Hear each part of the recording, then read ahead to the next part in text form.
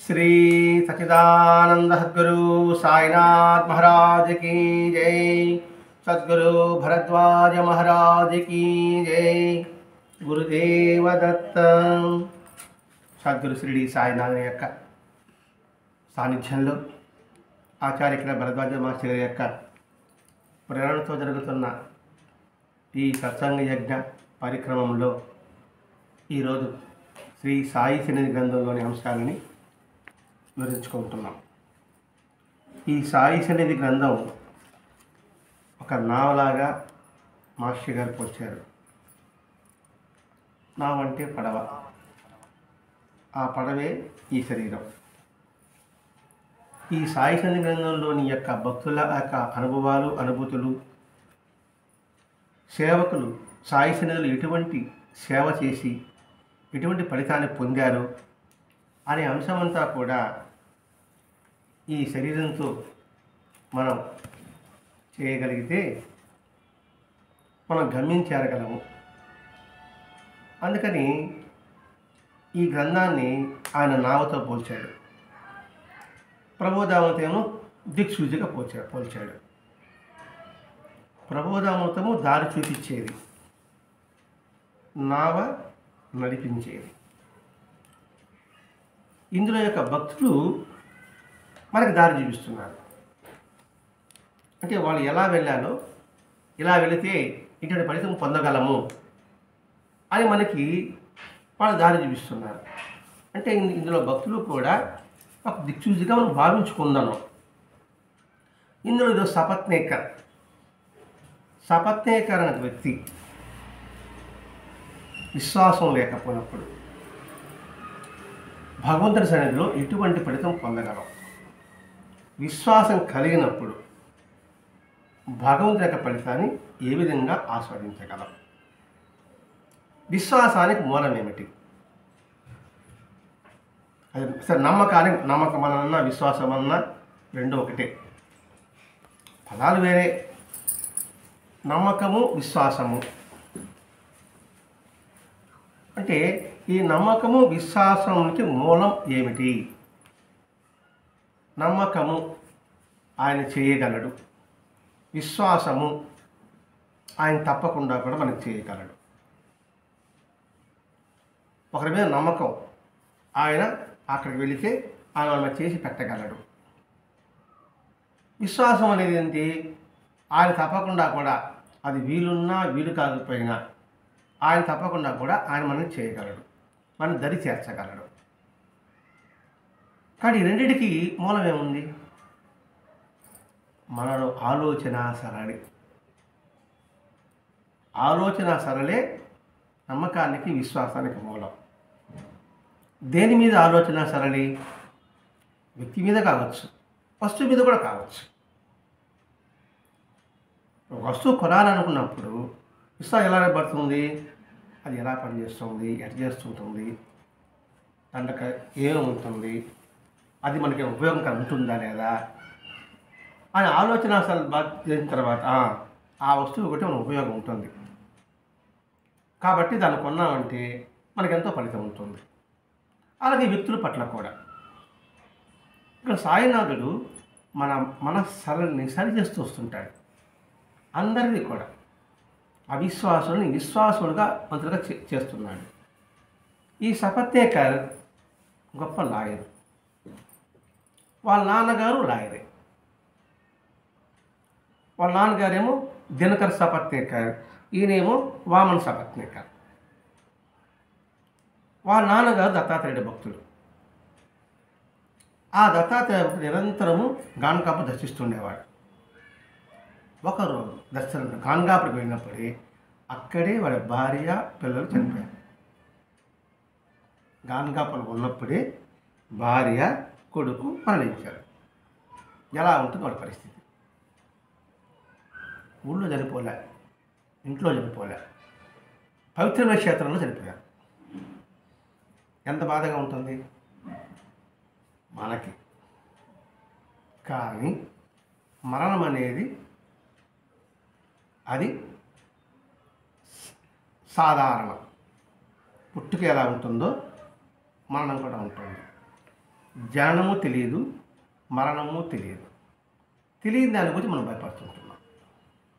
ఈ జనన మరణాల మధ్యలో ఉండేదే జీవితం, అదే వర్తమానం. పుట్టుట గిట్టుట మధ్యలో ఉండేది నాటకం. మరణం తప్పదన్నప్పుడు ఆ మరణం అనేది ఎక్కడైనా జరుగుతుంది. అది పవిత్రమైన ఆయన పాదాలు చెంత జరగడం వల్ల వారికి ముక్తి కలిగింది. తాను ఏ దత్తాత్రేయుడు ఆరాధిస్తున్నాడో ఆ దత్తాత్రేయుడు తన సన్నిధిలోకి తీసుకున్నాడు. అది ఈ వివరణ మనకి భరద్వాజ మాస్టర్ ఇచ్చారు.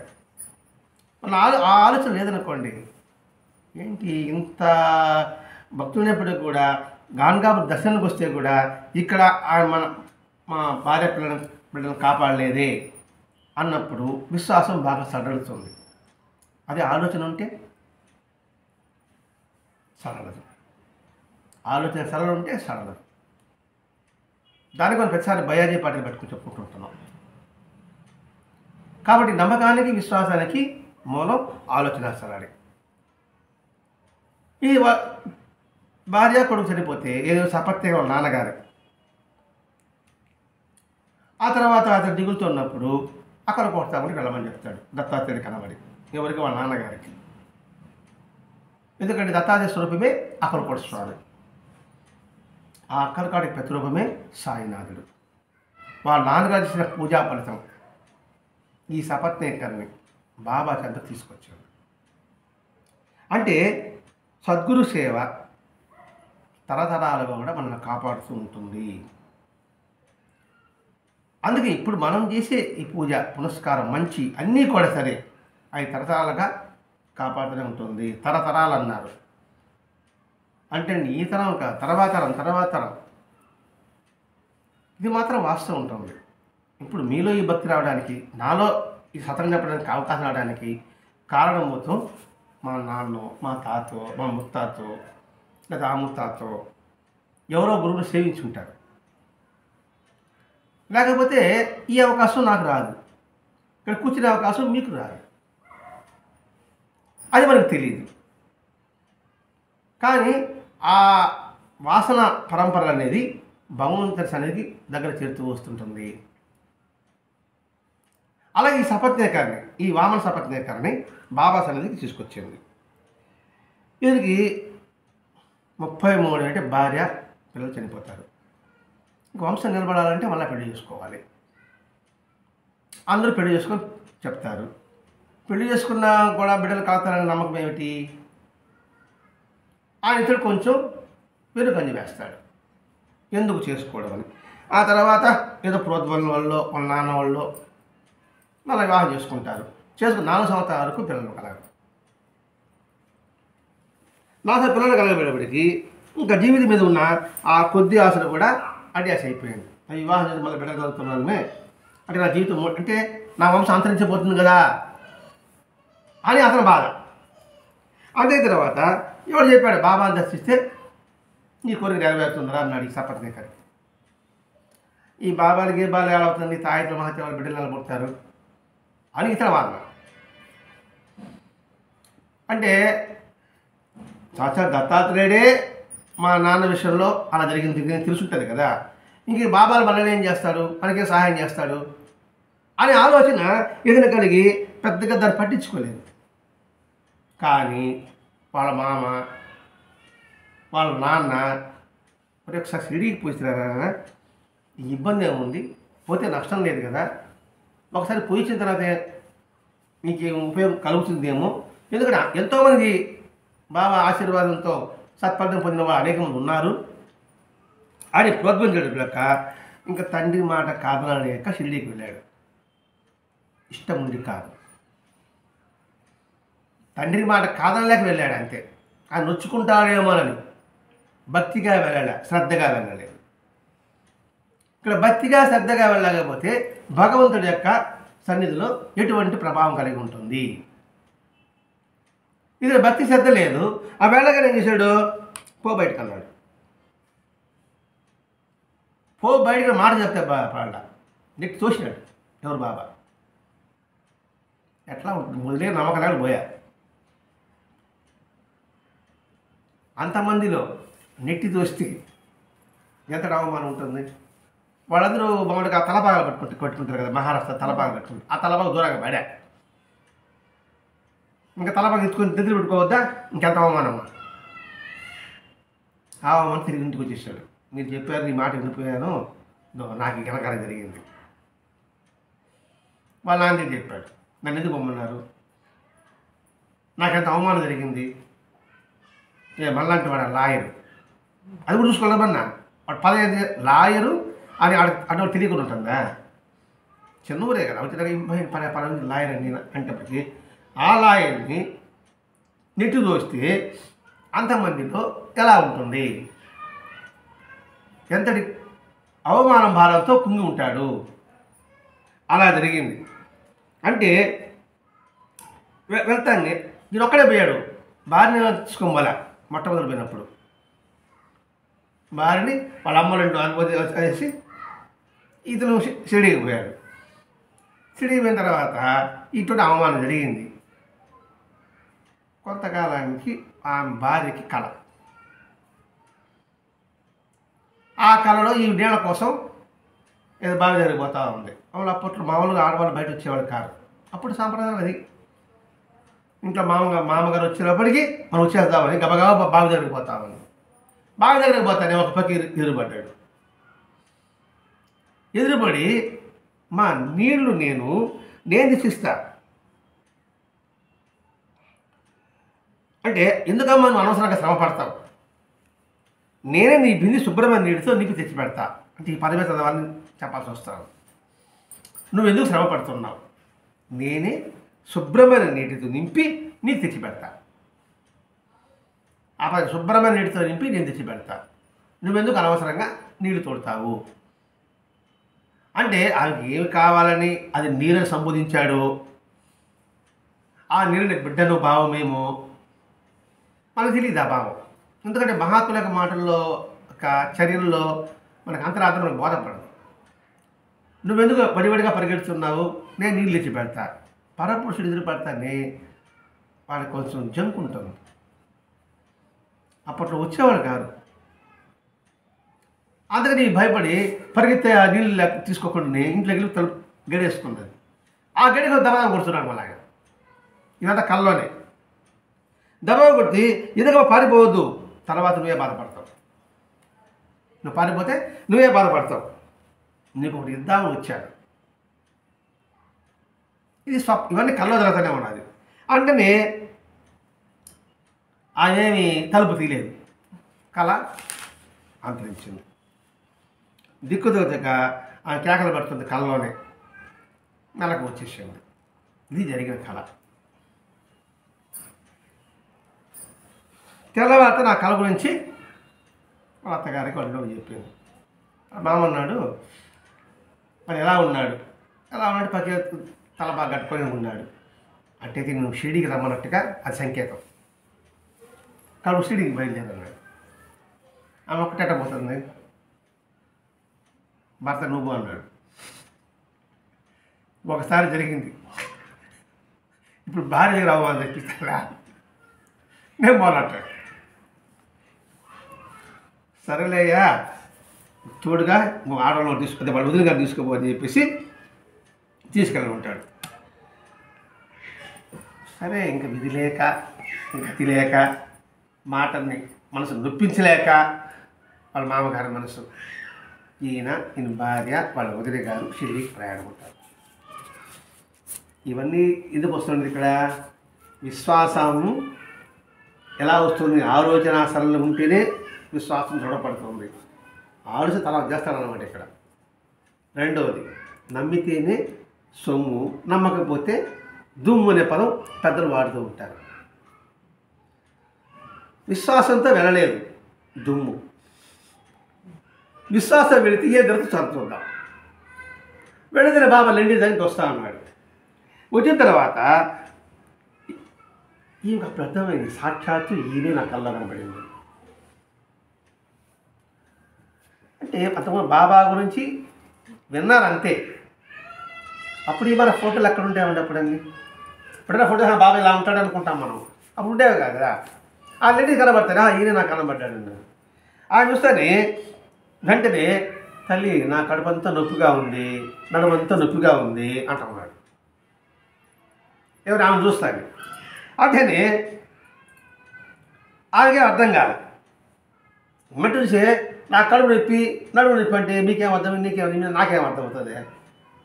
ఏంది బాబా అలా మాట్లాడాలంటే, బాబా అలా అన్నాడంటే ఎవరికో నొప్పి ఉంటుంది అక్కడ, ఎవరికో కడుపు నొప్పి నడుము నొప్పి ఉంటుంది, వాళ్ళు తగ్గించడం కోసంగా బాబా అలా అన్నారని పక్కన వాళ్ళు చెప్పేప్పటికి అవునా అనుకున్నాను.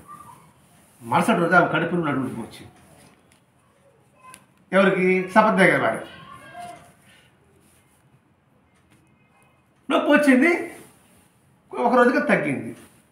అంటే నాకు నొప్పి వస్తుంది, నేను తగ్గిస్తాను అని చెప్పడం ముఖ్యమైన ఉద్దేశం బాబాకి.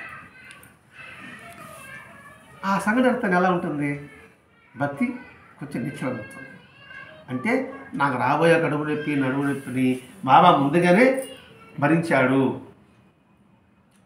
అనే విశ్వాసం ఆమెలో ఏర్పడింది. సరే, ఇక మెల్లగా నైవేద్యము పూలు తీసుకొని అయ్యగారు అమ్మగారు ఇద్దరు మధ్యలో అడుగు పెడతా ఉన్నారు. అడుగు పెడతా అయ్యగారికి సపత్నేకాన్ని పొల పెట్టుకున్నారు. ఇంతకుముందు వాళ్ళతో అవమానం, ఇప్పుడు భార్యతో అవమానం. తల ఉంచుకుని మెల్లగా చేశాడు. కానీ ఆ ఇల్లాలు ఈ సమయం తీసుకుంటే శుభ్రంగా తీసుకున్నాడు, నమస్కారం చేసుకుని ఇచ్చాడు సపత్నేక భార్యని. ఆమెకే పట్టలేని సంతోషం. ఆ పట్టలేని సంతోషంతో అంటే నన్ను నేనే మరిచాను అని రాస్తుంది అక్కడ. ఆ సంతోషం ఏంటంటే తన్మయత్వం. ఆ తన్మయత్వంతో బాబా అన్నాడు, ఇవి తీసుకొని పిడికి 2 అదిగో తీసుకో, 1 2 3 4 అంటూ ఇవి చేతిలో పోశాడు.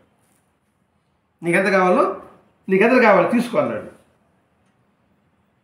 అంటే బాబా అసలు అలాగే ఉంటుంది. ఇచ్చింది ఉది ఇస్తే బిడ్డలు పుడతారా? ఉది ఇస్తే రోగం తగ్గుతుందా అనే సందేహం కూడా వస్తుంటాయి కదమ్మా. విభూది అంటేనే విశిష్టమైనది, విశేషమైనది. విభూది మహాత్ముల సత్ఫలితో ఏది వచ్చినా కూడా అది గొప్ప సత్ఫలితాన్ని మనకి ప్రసాదిస్తుంది. విభూది ఎట్లా వస్తుంది? కట్లు కలిస్తే బూడిద అంటాం, అంతేగా. అదే మనుషులు అది బూడిద, వాళ్ళ దృష్టిలో విభూది అని విశిష్టమైనది. మామూలు భస్మం అంటారు, భస్మం అని పదం అంటారు. భస్మము అంటే అంటే భగవంతుని, స్మ అంటే స్మరించడం. ఏమని స్మరించడం? ఏది వేసినా తెలిపే ఆ భావాన్ని నింపుకోవడానికి భస్మం పెట్టుకోవడం. ఎందుకు విభూతి పెట్టుకోవడం అంటే ఏదైనా ఏం చేసినా మిగిలేది ఒకటే, అన్నింటిలో ఉండేది ఒకే తత్వమే అనే భావనతో విభూతి పెట్టుకోవడం. అది వాళ్ళ చేతబడికి అది విశిష్టమైంది. అది విడిగిస్తానే 3 4 5 ఎన్ని కావాలి తీసుకో అన్నాడు. అందరికీ బాబా ఆశీస్సులు లభిస్తున్నాయి, కానీ ఈ సపత్నేకరకు మాత్రం లభించడం ఆలోచించాడు. ఇంతమందికి ఆశీర్వాదం వస్తుంది, నాకు మాత్రం ఇంత రావడం లేదు. ఇంతకుముందు మనం ఆయన విశ్వసించడం. అంతేకాక ఎవడో బాబా దగ్గర పోతామంటే ఏదో పరీక్ష రాసి నువ్వు పరీక్ష బాగా టాయిలెట్ పాస్ చేస్తాడా అని ఎగతాళి చేసిన వాడు ఇక్కడే. ఇవన్నీ గుర్తొచ్చాయి, ఫ్లాష్ బ్యాక్ అంతా గుర్తొచ్చింది. ఓహో, నేను బాబాని శంకించా అంటే అనుమానపడ్డా, ఆ దాని ఫలితమే ఇలా జరుగుతుంది. ఎందుకంటే అందరికీ ఫలించింది, నాకు మాత్రం ఎందుకు ఫలించలేదు అంటే లోపం ఎక్కడుంది? అది సరైన ఆలోచన. మన అలా చేయడం, అతనికి మాత్రం జరిగింది, నాకు మాత్రం జరగలేదు. అతను తప్పుడోడైనా అతను అడిగింది నన్ను నెరవేరింది, నాకు మాత్రం ఎందుకు జరగదు, నేను రోజు గుడిగిపోతున్నా అనే భావం మనలో ఉంటుంది. అది ఆలోచన సంకుచిత్వం. ఇతడు నిజాయితీగా నిష్పక్షపాతంగా తను ఏం చేశాడో తెలుసుకున్నాడు. తప్పు తెలుసుకోవడమే గొప్ప. నేను తప్పు చేసి తెలుసుకోవడమే, గుర్తించడమే గొప్ప. తర్వాత సరిదిద్దుకోవడం ఇంకా గొప్ప. కానీ నేను తప్పు చేస్తే గుర్తిస్తున్నానా, సమర్థించుకుంటా. మీరు కాదు. ఏ తప్పు చేసినా ఏ తప్పు ఇలా చేయలేదండి సమర్థించుకుంటా. ఎప్పుడైనా సరే తప్పు ఒప్పుకుంటేనే భగవంతుడికి సన్నిధి దగ్గర అవుతాం. అది ఆలోచించాడు సపత్నేకరు. ప్రాయశ్చిత్తం కన్నా ఇంకోటి గొప్ప ఉండదండి. ప్రాయశ్చిత్తం ఎవడు పబ్లిక్ చెప్పుకోవాలి అంటే మారాను అనేసి, నీ మనసు చెప్పుకుంటే చాలు. అది నిజాయితీగా ఒప్పుకున్నాడు. ఒప్పుకుంటేనే వెంటనే బాబా ఆశీస్సులు పొందాక కానీ నేను షిరిడి విడిచి వెళ్ళకూడదు. మరొక మాట చెప్పడం వేరే, షిరిడి విడిచి వెళ్ళకూడదు అంతే. ఎందుకు పారిపోయా. ఇంకా ఆయన ఆశీస్సులు లభించిందే నేను షిరిడి వెళ్ళను. పట్టుదల పెరిగింది. లోచూపు కలిగి ఉన్నాడు. అంటే లోతుగా ఆలోచించాడు కదా. ఊరికే మాట కదండి. నేను షిరిడి వెళ్ళాలంటే అది 20 రోజులు అని చెప్పలే. 20 రోజులైనా సరే నేను విడిచి వెళ్ళను. కొద్ది రోజుల్లో అవకాశం వచ్చింది. అంటే కొద్దిగా వెయిట్ చేశాడు బాబా.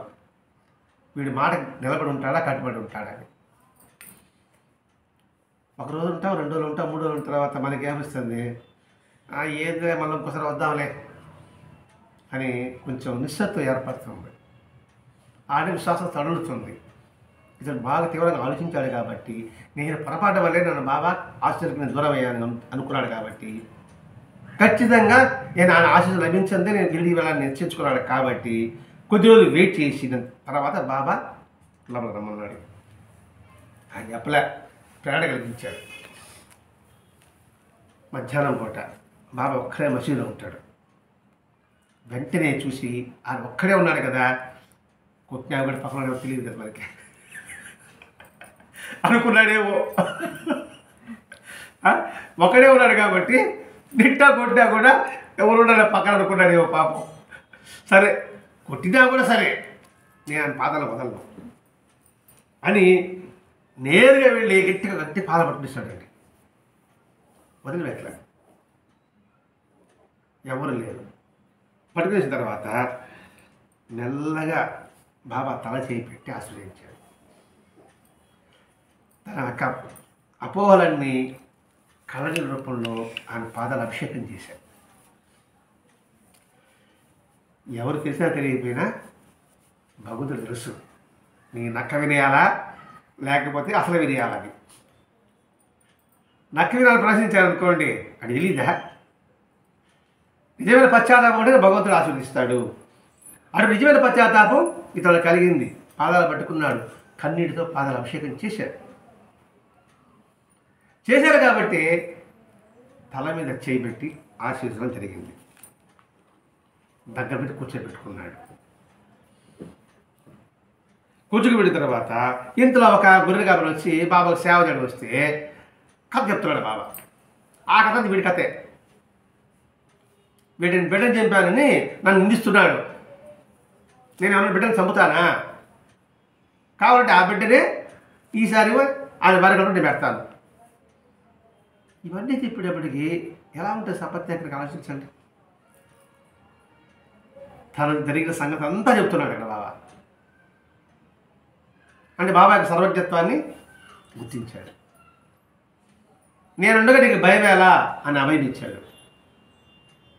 నువ్వు వదిలి వెళ్ళిపోతాడా? పోవడానికి అవకాశం కూడా ఉండదు. ఎంత సంతోషమో, పరిగెత్తిపోయినాడు భార్య చెప్పడానికి. ఇటువంటి అనుభూతి కలిగింది కదా. నేను ఎవరి చంపుతానా, ఆమె తిరిగి గర్భం పడేస్తానని చెప్పడానికి వెంటనే ఇంకా సంతోషం ఈ భార్య చెప్పకపోయా ఆవిడ గదిలో ఉంటుంది. ఈయన ఒకటే ఒంటరిగా వచ్చాడా.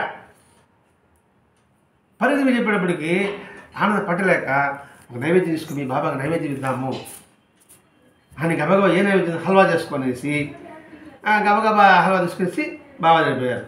అప్పటికి అందరూ బాబాకి నైవేద్యం పెట్టేసి ఉన్నారు. వీళ్ళు ప్లేట్ దూరంగా ఉంది. బాబా ఈ ప్లేట్లన్నీ తోయేసి ఆ ప్లేట్ అందుకున్నాడు. నిజమైన పశ్చాత్తాపానికి ఫలితం మన మాట చెప్పలేము సార్. ఈ స్వానుభవం కూడా నిజమైన పశ్చాత్తాపంతో ఆయన పాదాలు కానీ కడిగామంటే ఇంకా మనం వెనక్కి తిరిగిన అవసరమే ఉండదు. ముందుకు తీసుకుపోతూనే ఉంటాడు ఆయన. వెంటనే దూరంగా ఉన్న దాన్ని తీసుకున్నాడు ఆ నైవేద్యాన్ని. ఎలా ఉంటుంది? ఒక్కసారి నెట్టి దోసినవాడు బాబా, రెండోసారి నెట్టి దోసినవాడు, మూడోసారి తీసుకొచ్చినప్పటికీ ఆ సపత్యేకర్ యొక్క హృదయం ద్రవించిపోయి ఉంటుందంటే, ఆ ద్రవించిపోయి కట్టుబడిపోయాడు అంతే. జీవితాంతం కట్టుబడిపోయాడు. వెంటనే ఆ ప్రసాదం తీసుకునేటప్పటికీ ఇంకా సంతోషం అంటే సంతోషమా అంటే దీనంతటి వెనక మనం గుర్తించాల్సింది చూడండి. నిజంగా తీవ్రమైన ఆలోచన సరళి మనం కలిగి ఉండాలి. దేని వైపు ఏ విషయమైన పట్టబోతుంది ఆ తీవ్రమైన ఆలోచన సరళి ఉన్నప్పుడు మాత్రమే విషయం మనం సంపూర్ణంగా అర్థమవుతుంది. ఆలోచన అంటే ఏమిటి? మనం ఎవరిని ఆరాధిస్తున్నామో లేకపోతే ఎవరి వ్యక్తిని మనం దగ్గరికి వెళ్తున్నామో ఆ వ్యక్తి స్థితిని ఒక మాట అన్నాడు అనుకోండి, ఎందుకు అలా అన్నాడు? బాబా అయితే సపత్యేకాన్ని పో బయటకు అన్నాడు.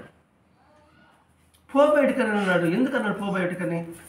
అతను అవిశ్వాసాన్ని బయటకు పోమన్నాడు. విశ్వాసాన్ని నింపడం కోసంగా ఆ మాట అన్నాడు.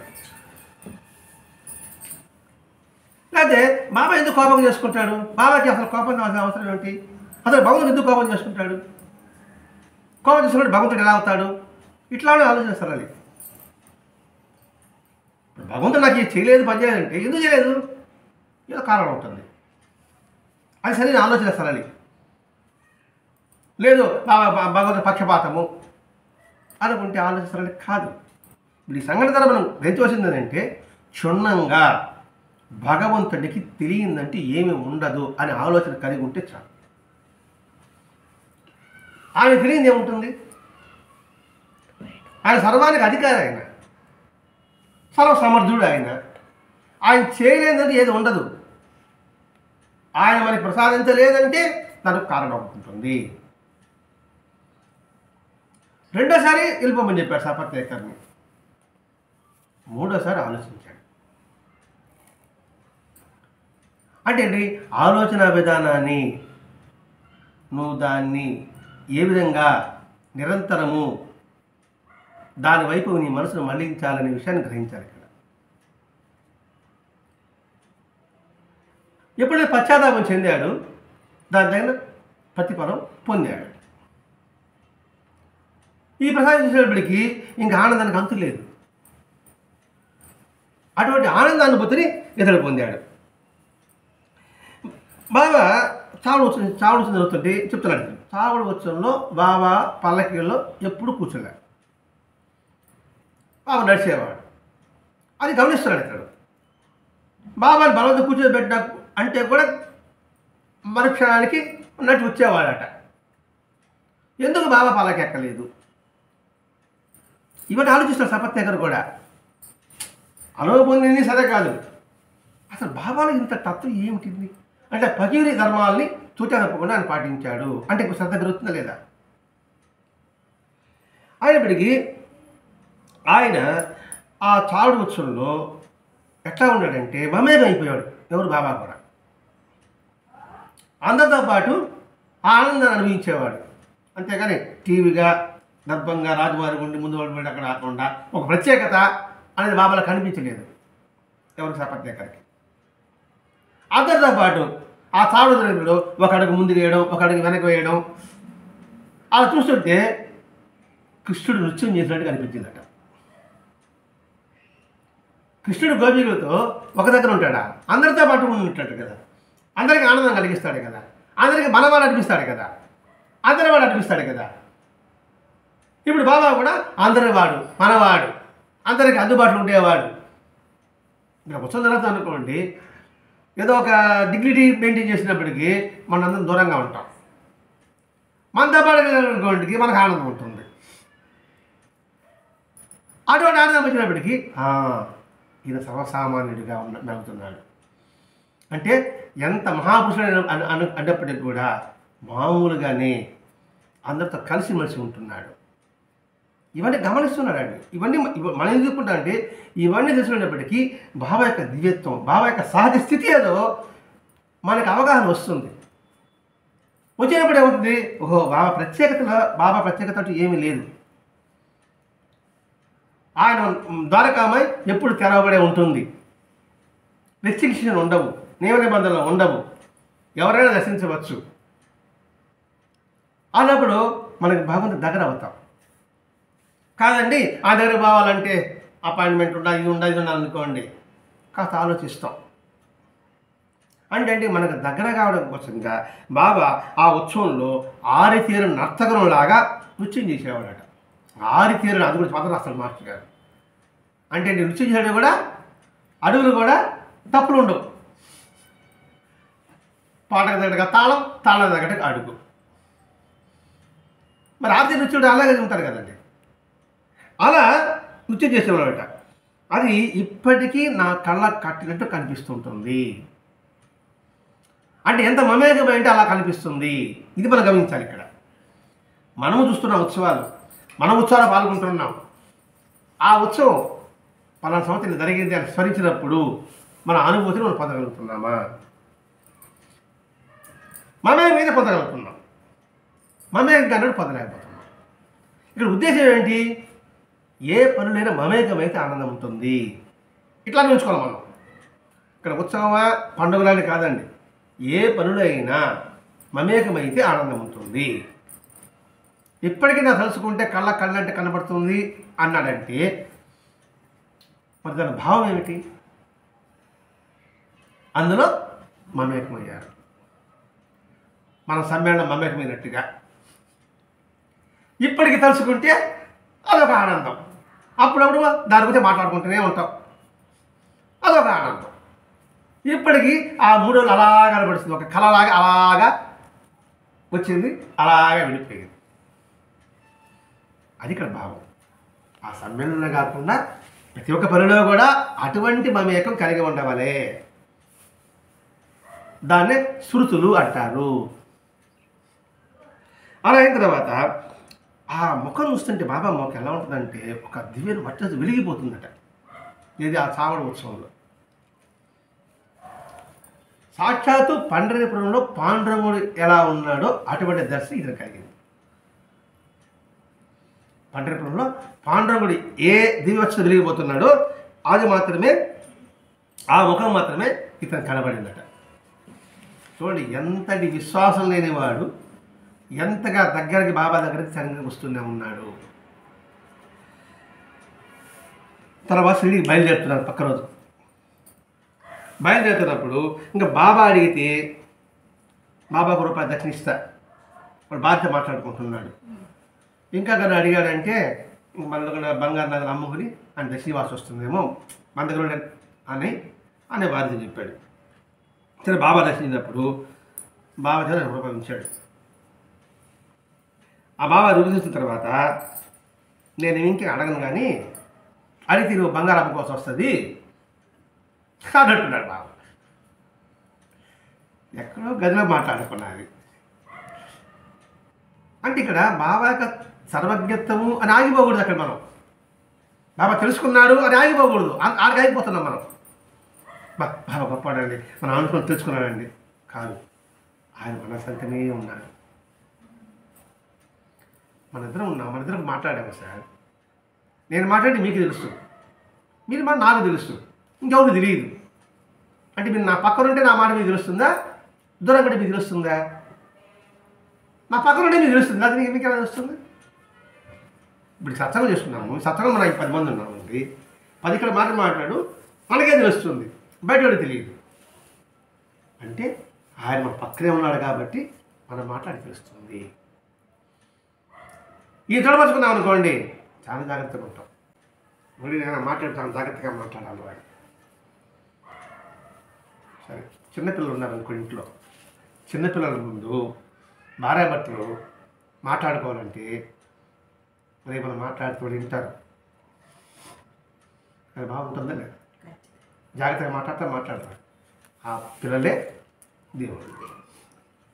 ఆయన భావన పెట్టుకుంటే భగవంతుడు ఇక్కడే ఉన్నాడు, ఆ పిల్లల రూపంలో కనబడుతున్నాడు. భగవంతుడు అదృశ్యంగా ఎప్పుడు ఉంటాడు. ఇట్లా మనం అందించుకుంటే మనకు ఉపయోగం ఉంటుందండి. లేదా గొప్పవాడు అని దేవుడు అని సర్వజ్ఞుడు అండి, సర్వజ్ఞాన మహా అని చెప్పేసి చేతులు తట్టుకొనేసి ప్రసాదం తింటే ఉపయోగం స్వల్పంగా ఉంటుంది. గదిలో వీళ్ళు మాట్లాడే మాటలు, బాబా ఇంక నేను అడగలయ్యా, అడిగితే నువ్వు బంగారం అమ్ముకోవాల్సి వస్తుంది అనేటప్పటికి ఎలా ఆ సమయంలో మనం ఉంటే మనకు అర్థమవుతుందండి.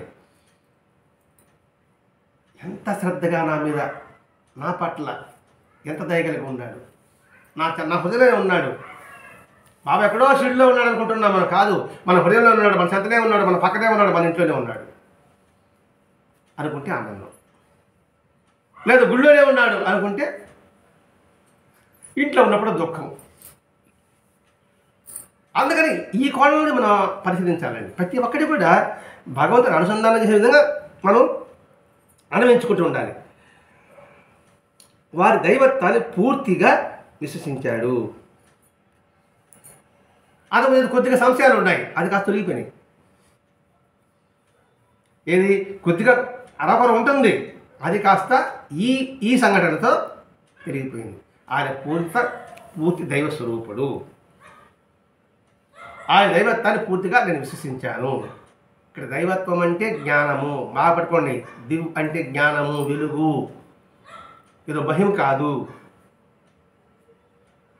కాబట్టి ఇప్పుడు నాకు పూర్తిగా ఆయన పట్ల విశ్వాసం ఏర్పడింది. ఆ తర్వాత సంవత్సరంలోకి ఒక కొడుకు పుట్టడం, ఆ కొడుకు పేరు మురళీధరానికి పేరు పెట్టుకోవడం, 8 మాసాలు 20 తర్వాత ఆ బిడ్డని బాబా పాదాలు తీసుకురావడం, కృతజ్ఞతాపూర్వం. భగవంతుడి ప్రసాదం ఇచ్చిన తర్వాత ఆయన కృతజ్ఞత చెప్పుకోవాలి కదా, అయ్యా నీ ప్రసాదం, నువ్వు ఇచ్చిన ప్రసాదం. ఆయన తీసుకుని రావడం, ఆ తర్వాత మళ్ళీ ఆయనకి భాస్కరు దినకరు అని కొడుకులు కలగడం, మళ్ళీ ఆయన కొడుకులు కలగడం, మళ్ళీ కూతురు కలగడం, ఇది జరిగింది. సరే మొట్టమొదటి బిడ్డ తీసుకొచ్చేసి బాబాకి చూపిస్తున్నాడు. బాబా ఉంచగానే బాబా ఏం చేశాడు, ఆ బిడ్డ పైకి ఎగిరేసాడు, తెచ్చి కాలాడు పైకి ఎగిరేసాడు. బిడ్డ గతం కదా అదే పైకి కబడపడ్డాడు. ఎవడ పడుతున్నాడు బా బిడ్డని, బిడ్డకి ఏం కాల అంటే ఇక్కడ చూడండి, బాబా ఎక్కడ పరీక్షలు పెడుతున్నాడు. ఇక్కడ దీనివల్ల మనం ఏ సంగతి తెలుసుకుంటాం, మనకు ఏది లభించినా భగవంతుడి ప్రసాదం. కాబట్టి ఆ ప్రసాదం అని ఆయన నివేదించి, అయ్యా నువ్వు ఇచ్చిన ప్రసాదం నీ ప్రసాదంగా నేను నా దగ్గర ఉంచుకుంటున్నా అంటే ఏంటి, ఆయన వస్తువుని నా దగ్గర ఉంచుకుంటున్నా. పాయింట్ పట్టుకోండి లోతుగా. ఇక్కడ నిన్ను ఎలా భావిస్తున్నానో, ఎలా గౌరవిస్తున్నానో, ఎలా పూజిస్తున్నానో ఈ వస్తువును కూడా అలాగే పూజిస్తాను. ఆ భావంతో నేను ఉంటా. అంటే ఒక మాట చెప్పాలంటే నీ ప్రసాదం ఎదుగులోనే నేను ఉంటా. ఈ ఒక్క వాక్యం సరిపోతాను. కాబట్టి ఈ బిడ్డ కూడా నీ ప్రసాదం అనే భావంతో నేను ఉంటా. అంటే మనం అనుభవించే అనుభవాలన్నీ కూడా ఆయన ప్రసాదంలో గుర్తించడం దాకా. కాబట్టి మనకి ఏది లభించినా భగవంతుడు నివేదించి నీ ప్రసాదమును స్వీకరించడం. మనం కొత్త గుడ్డలు తెచ్చుకున్నప్పుడు వెంటనే కట్టుకుంటామా? ఏం పాప కట్టుకుంటామా? దానికి పసుపు పూస్తాను కొద్దిగా. దేని పసుపు అర్థం ఏంటి? అది పసుపు పూస్తే అది ప్రసాదం వస్తుంది. అలాగే ప్రతి ఒక్క విషయంలో కూడా ఏదైనా ఇది ప్రధానమంత్రి స్వీకరించు అనే భావమే. కొడుకు కలిగాడు బాబా అనుకున్నతో బాబా దగ్గర తీసుకెళ్ళాడు. అయ్యా నీది ప్రసాదము అనే భావాన్ని స్థిరంగా ఉంచుకున్నాడు. మనం ఉంచుకోమని చెప్తున్నాడు. అంటే ఇంకా భక్తి దృఢమైంది. ఎంత విశ్వాసం ఏర్పడిందంటే వాళ్ళ రెండో అబ్బాయి భాస్కర్ అని చెప్పుకున్నాం. ఆ అబ్బాయికి అనారోగ్యం వచ్చింది. అనారోగ్యం వస్తే ఇంక చనిపోతాడు అనే భావన వచ్చినప్పుడు వెంటనే అతను చేశాడంటే ఇంట్లో బాబా పట్టణ దగ్గర ఆ పడుకోబెట్టి ఒక మాట అన్నాడండి, బాబా కావాలంటే మీరు తీసుకోండి, మీకు కావాలంటే మీరు తీసుకుపోండి. వాళ్ళే కాదు వీళ్ళు కూడా తీసుకోండి. ఎవరిని ఆ భాష పిల్లవాడే కాదు, వాడు కాదుగా ఈ పిల్లలను కూడా తీసుకుపోండి. నేను మాత్రం ఏమీ బాధపడను. నీపై భక్తిని మాత్రం నేను విడవను. ఎట్లా చూడండి, ఎక్కడున్న వ్యక్తి, ఎటువంటి భావాలు ఉన్న వ్యక్తి ఈ బిడ్డ మొత్తం బిడ్డలను తీసుకుపోయినా కూడా సరే నేను మాత్రం నిన్ను వదిలిపెట్టాను. ఇది నమ్మితే సొమ్ము. ఇక్కడ సొమ్ము అంటే పైసలు కాసులు కాదండి, ఐశ్వర్యము, ఆనందం. మనకి శ్రేయస్కరమైందే భగవంతుడు చేస్తాడు అని దృఢమైన విశ్వాసము, అంతటి విశ్వాసం ఏర్పడింది. ఆ విశ్వాసం చూడండి, ఆయనకి నలుగురు కొడుకులు ఏంది, నలుగురు కొడుకులు కూతురు ఎంతమంది ప్రసాదించాడు ఆయన బాబా. అంటే బాబా చెప్పాడే విభూదిస్తూ 1 2 3 4 ఎన్ని కావాలి తీసుకోవాలన్నాడే. మరి బాబా నిలబెట్టుకున్నాడు అన్నమాట. మీరు బాబా నిలబెట్టుకున్నాడు, మన సంగతి ఏంటి మనం ఆలోచించుకోవాలన్నమాట. అంటే ప్రతి ఒక్కటండి బాబా మాట నిలబెట్టుకున్నాడు, బాబాను మనం విశ్వసిస్తున్నాం, బాబాను మనం పూజిస్తున్నాం, మనం ఇచ్చిన మాట మనం నిలబెట్టుకోవాలి. ఇది మనం ఆలోచించుకోవాలి. మాట తప్పకూడదు. సంస్కరించుకోవడానికే కదా సత్సంగం వచ్చింది. మరి బాబా ఇది చేసిన తర్వాత బాబా యొక్క చేతల ద్వారా మనమే సంస్కరింపబడుతున్నాం. ఇది మన చేతనం. బాబా ఏమైనా యాగం చేయమని తపస్సు ఏమి చెప్పలే. ఈ చిన్న మాట నిలబెట్టుకో, ఏ పరిసర క్షుణ్ణంగా చెయ్యి. ఇవి చేయలేమా? ఇవి చేస్తేనే బాబాని మనం నిజంగా ఆరాధించినట్లండి. ఇప్పుడు బాబా మాట ఇచ్చాడు, ఆ మాట ప్రకారంగా సంతానాన్ని ఇచ్చాడు. కాబట్టి మనం మన జీవితంలో మనం ఏదైనా మాట ఇస్తే నేను ఇవ్వద్దు, మనకు వీలు కాదు, నేను చేయలేనండి. మన చేయగలిగే స్తోమత ఉంది, స్తోమత మాట ఇచ్చాం. ఇచ్చిన తర్వాత ఆ మాట నిలబెట్టుకోగలగాలి. అప్పుడే సంపూర్ణ విశ్వాసంతో ఆయన ఆరాధించినట్లు. అదే సంపూర్ణ శరణాగతాన్ని కూడా. ఇంతటి విషయం ఈ సపత్నేక ద్వారా మనకు అర్థమవుతుంది.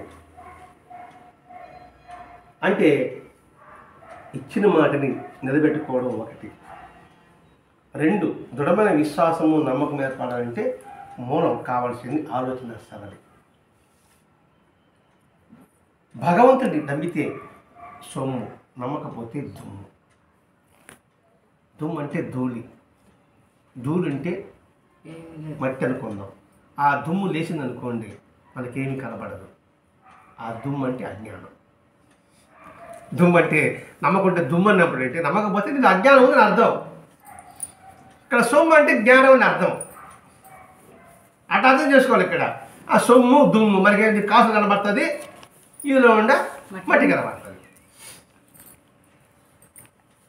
దుమ్ము లేచినప్పుడు ఏమవుతుంది? ఏ వస్తువు మనకు కనబడదు కదండి. పెద్ద దుమారం వచ్చింది అనుకోండి, దుమ్మంతా లేచింది అనుకోండి, పక్క మనిషి కూడా కనబడదు. ఆ కనబడబడి అజ్ఞానం. నువ్వు నమ్మకపోతే నువ్వు అజ్ఞానంలో ఉంటున్నావు, నువ్వు నమ్మితే నువ్వు జ్ఞానంలో ఉంటావు. అది సొమ్ము అనే విషయం ఈ సపత్నేక ద్వారా మనకి భరద్వాజ మహర్షి గారు అందించారు. స్వస్తి. శ్రీ సచిదానంద సద్గురు సాయినాథ్ మహారాజ్ की जय. सद्गुरु भरद्वाज महाराज की जय. गुरुदेव दत्त.